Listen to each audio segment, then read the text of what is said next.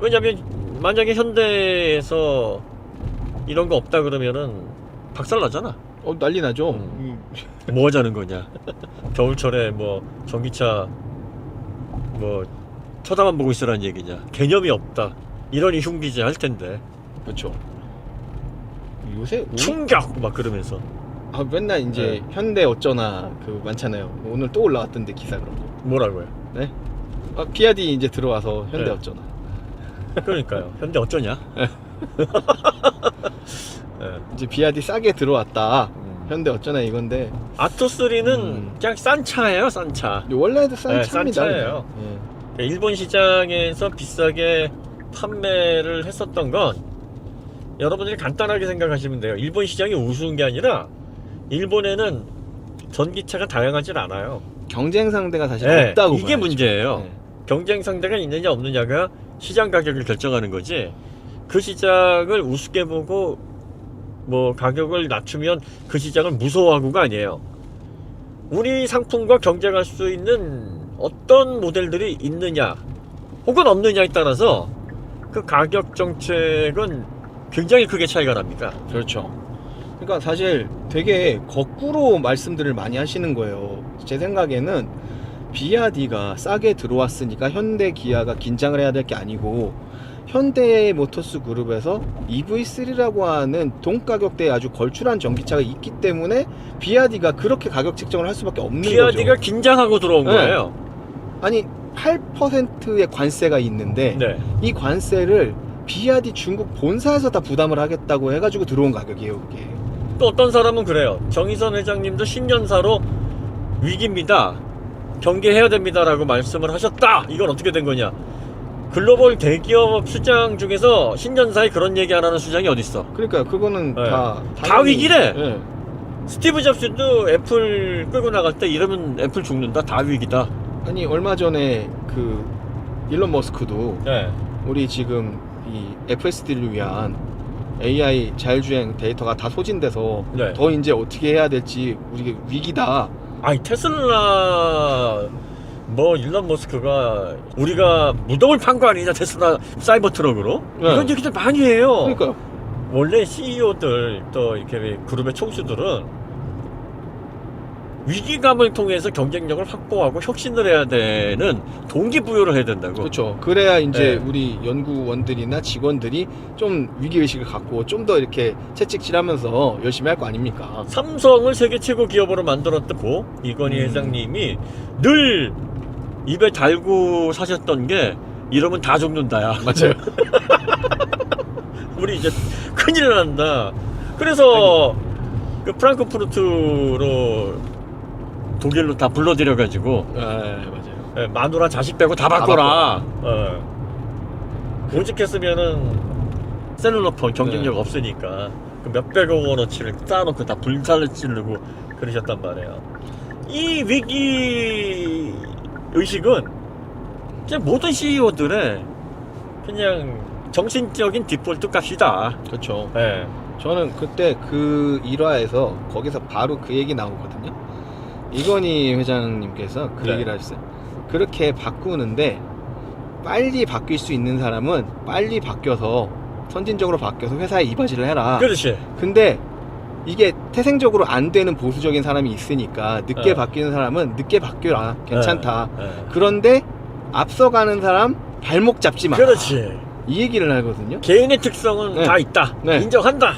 하지만 발목 잡지 마라. 저는 최근에 그런 어떤 기사들의 좀 부정적인, 한국 산업에 대해 부정적인 워딩이 너무 많잖아요. 그게 발목 잡는 거지. 그게 발목 잡는 거라고 저는 좀 생각을 해가지고. 늦게 깨달을 수 있어. 그렇죠. 늦게 체감할 수 있고 개인의 차는 있어요. 하지만 발목을 잡으면 모두가 망하는 거예요. 그러니까요. 그런 게 조금 우려스럽긴 합니다.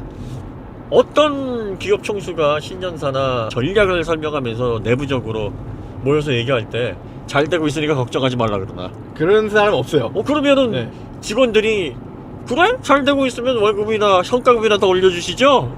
야, 그럼 파업이나 한번 해봐서 우리 좀 울어보자, 젖주나. 이런다고. 그러니까 고도의 심리전을 또 펼쳐야 돼요. 맞아요. 잘 되고 있어도 우리 위기다. 더 우리는 노력해야 된다. 이렇게 촉구를 해야 된다고. 또 우리나라의 가장 이 발전할 때 필요한 정신을 또 우리가 주마가표 뭐 이런 이야기들 하지 않나. 그렇죠. 그걸 가져와가지고 정의선 회장님도 위기라는데 뭐 이렇게 얘기를 한다 그러면 진짜 국어에 대한 이해 그리고 또 이런 경제 사회에 대한 이해도가 굉장히 낮은 사람일 수 있다. 조금 이렇게 가볍게 얘기하면 헝그리 정신이 필요하다고 이제 닥달하는 거죠. 그렇지. 현정화? 인춘해? 라면 먹고 뛰었어? 이제 그렇게 해가지고 또 직원들을 다독여야. 물론 그렇죠. 네, 그래서 대한민국의 전기차가 정말 엄청난 경쟁력으로 버티고 있으니까 중국이 일본처럼 가격을 못 넣는 거고 환경부도 나름 최선을 다해서 티 안 나게 국내 산업 지원하고 그리고 또 상호주의에 크게 어긋나지 않으면서 그러면서 세금을 아주 합리적으로 사용하기 위해서 묘수를 많이 내고 있는 거예요. 그렇죠. 네. 네, 안타까운 거는 저희는 그러니까 한국 기업들은 중국에서 사실 보조금을 형식적으로는 받을 수 있었는데 실제적으로 차가 받은 적이 없어요. 다 못 받게 네. 제한을 아주 희한하게 걸어놨거든. 네. 근데 받은 사례가 하나 있는데 테슬라 차량에 LG 배터리 들어가는 그 LG 배터리가 받은 적이 있어요. 딱 1년 동안. 그거 외에는 없더라고요. 근데 그걸 보고 결국은 뭐 이런 차들이 들어오면 그 보조금은 우리 세금이거든요. 자, 미국은 이제 트럼프 정권이 들어오고 일론 음. 머스크가 내각의 중요 인물로 부각이 되면서 네. 지난 80년 동안 유지해왔던 국제 경찰이 아닌 철저히 자국 위주, 자국 이기주의의 본색을 드러낼 것이다 선언을 했어요. 그렇죠.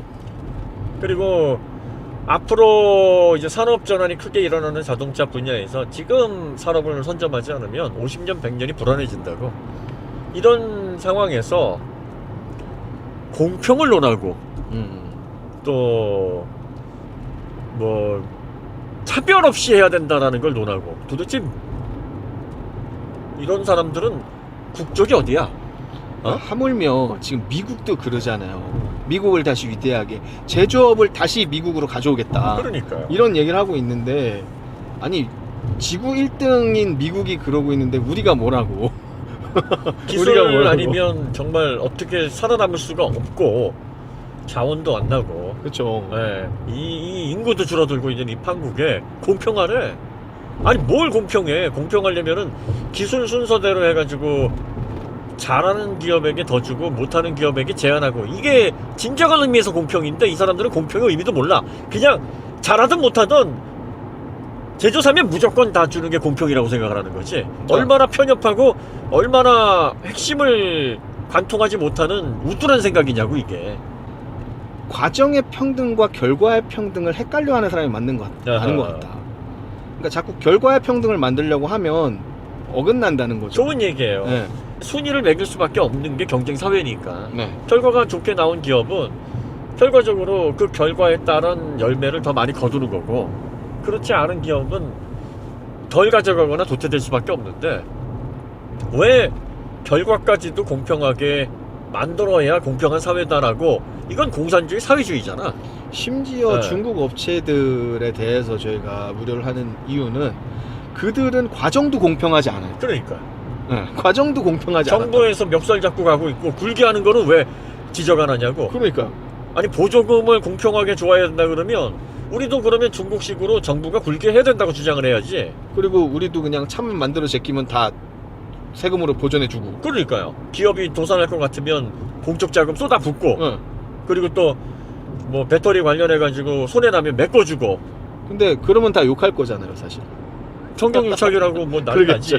그러니까 이게 기준이라는 게 어떤 뭐 신념이 있어서 똑같은 잣대로 그걸 판단한다면 모르겠는데 여기에 대해서 평가를 할 때는 이게 기준이 바뀌어버리고 저기에 대해서 평가할 때 이 기준이 또 저쪽으로 가고. 중국이 이거는 지금 전기차 굴기라는 게 뭐라는 건지에 대한 개념을 잡아야 돼요.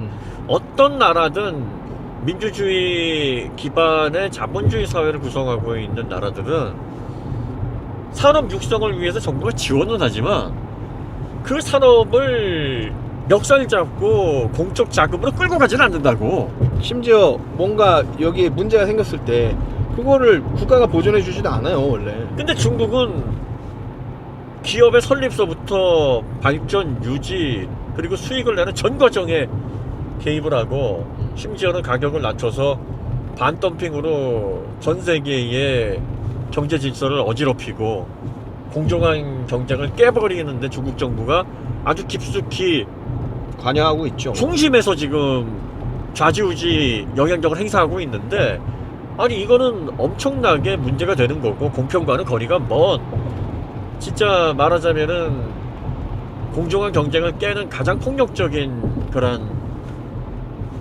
행위인데, 이걸 보면서 중국차 똑같이 관세 적용해야 되고 똑같이 보조금 줘야 되고 이런 말이 나온다라는 건 도대체 어떤 사고방식인지 이해가 안 된다 이거지. 왜냐면 국제 정서나 중국의 현실에 대해서 조금이라도 과정과 명확한 상황을 인지하는 사람이라면 이런 얘기를 감히 입에 담을 수가 없다고. 그렇죠. 중국 전기차에 보조금을 적게 주기 때문에 공평하지 못한 처사다라고 이 얘기를 입에 꺼낼 수가 없어. 그리고 사실 원론적으로 돌아가 보면은 우리나라뿐만이 아니고 중국, 우리나라 지금 관세 8%거든요 중국차가 들어올 때. 근데 중국은요 수입차에 대해서 관세를 26%인가를 매겨요. 상호주의에도 먹은다는 네. 거예요. 거기다가 그거와 별개로 또 뭐 이런저런 명목으로 세금이 또 붙습니다. 그러니까 결과적으로 이거 피하려면 중국에다 공장 지어서 바로 그거요. 현지화해라 라고 하는 거라요. 그렇게 하면 네. 중국이 뭘 얻어가냐면요, 우리와 같은, 우리도 그렇고 뭐 독일 기업들도 그렇고 선진국들의 자동차를 거기서 생산하게 되니까 기술 유출이 돼버려요. 그렇죠. 우리도 그렇게 해서 기술 유출 많이 당했잖아요 지금. 그리고 결과적으로 각종 제재를 또 통해서 정상적인 영업이 어렵게 만들고 철수하게 만든다고. 그렇죠. 그러면 거기에 남아있는 시설은 뭐가 되는 거야? 다 오로지 중국계 오롯이 되죠. 중국의 생산 시설로 돼서 뭐 국영 자동차 기업이나 뭐 그 외에 그냥 정부에서 분배해줘. 너 여기서 해. 너 여기서 해. 그러니까 이런 식으로 중국이 지금 글로벌 기업들과 이런 관계로 행패를 부리고 있어서 유명 글로벌 기업이 탈중국한 지 지금 오래예요. 그렇죠. 다 빠져나가고 있어. 뒤통수 맞은 걸 이제 다 소문이 전 세계에 퍼진 거지. 근데 이미 아직도 이렇게 묶여있는 기업들이 많아서 그렇죠. 섣불리 철수하기도 힘들어요. 한번 자동차 완성차 생산 시설을 그게 한두 푼 들어가는 것도 아니고 본전 생각나서 빠지기 힘들다고. 그렇죠. 그리고 또 이게 그 자동차 관련된 이런 산업들은 밸류체인들이 워낙 촘촘하게 묶여져 있고 또 결제 시스템이 현금으로 바로바로 왔다 갔다 하는 게 아니기 때문에 정리하려면 1년 넘게 걸린단 말이에요.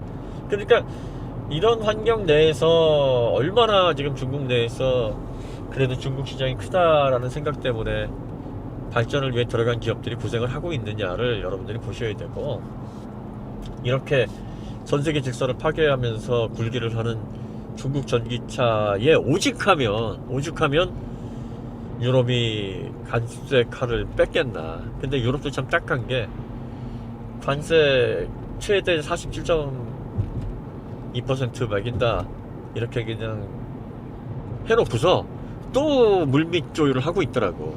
왜냐하면 그게 유럽도 지금 전기차나 이제 친환경 차량에 있어서 사실 좀 제조적으로 문제가 있잖아요. 그러니까 그렇죠. 중국의 영향력을 이미 많이 받고 있기 때문에 네. 거기서 무작정 관세를 올려버리면 또 본인들 산업에 또 위기가 오거든요. 그렇죠. 그리고 또 무역 보복도 생각하지 않을 수 없죠. 어쨌든 뭐 이런 관계 가운데서 우리가 맥을 잡아야 되는 건, 이 업계를 이끌고 가는 핵심 기술이 없게 되면 결국은 이런 자국 이기주의 그리고 미래 기술 전쟁에서 우리는 피해자가 될 수밖에 없어요. 이리 치고 저리 치이는 거야. 그렇죠. 그러니까 기술을 확실하게 보유하고 있고 또 세계 자동차 시장을 끌고 갈 수 있는 프론티어 기업이 우리나라에서 나와야 결과적으로 수입을 하던 뭐 수출을 하던 또 우리가 차를 사던 모든 게 다 우리 위주로 편안하면서 이익이 되는 거지. 이게 무너져 버리면 우리는 진짜 피폐한 삶을 살게 될 수밖에 없어요. 그리고 강한 기업들, 강대국에 휘둘려서 우리는 모두 우리 마음대로 못해. 중국이 만약에 현대기아가 전기차 경쟁력 있게 못 만들었다 하면 아토3 한 4천만 원에 그 이상 내지. 그렇죠. 진짜로 처음 얘기했던 것처럼 그럼요. 4,300 이렇게 들어오겠죠. 그렇게 낼 진짜. 거예요. 그러고 나면서 뭐 고개 빳빳이 들고 들어오지. 지금처럼 이렇게 눈치 보면서 막 당일날까지 이렇게 놀까 저렇게 놀까 이렇게 엄청나게 고민 안 한다고. 사람은 누울 자리 보고 다리 뻗듯이 기업도 마찬가지예요. 그렇죠. 이걸 보고 현대 기아가 무서워해야 된다라고 생각하는 얼빠진 사람들이 문제인 거지. 왜 반대로 얘기해 항상 중국은? 그러니까요. 어? 중국에 대해서는 왜 거꾸로 얘기하냐고. 로쿠꺼 명예 들었나? 아무튼 좀 개선이 됐으면 좋겠습니다. 그런 것들. 네, 어쨌든 중국이 저렇게 아토3 가격을 딱 받을 만큼 아주 이익을 쥐어짜서 저렇게 냈다는 건 대한민국 전기차가 무섭다라는 거예요. 그렇죠. 중국이 저렇게 가격표를 들고 나왔다라는 건 여러분들이 어떻게 생각해야 되냐면 메이드 인 코리아의 전기차가 그 어떤 나라도 우습게 볼 수 없을 만큼의 경제에 올라갔다는 얘기입니다. 상품성도 좋고 가격도 저렴하고. 네.